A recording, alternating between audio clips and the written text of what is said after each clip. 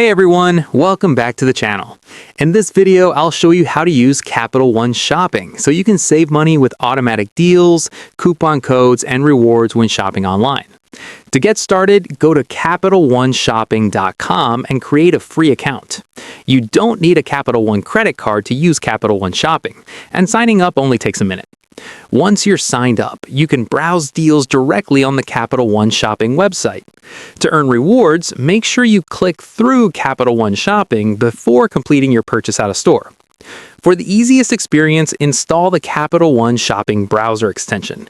When you shop online, the extension automatically shows you available rewards and applies the best coupon codes at checkout.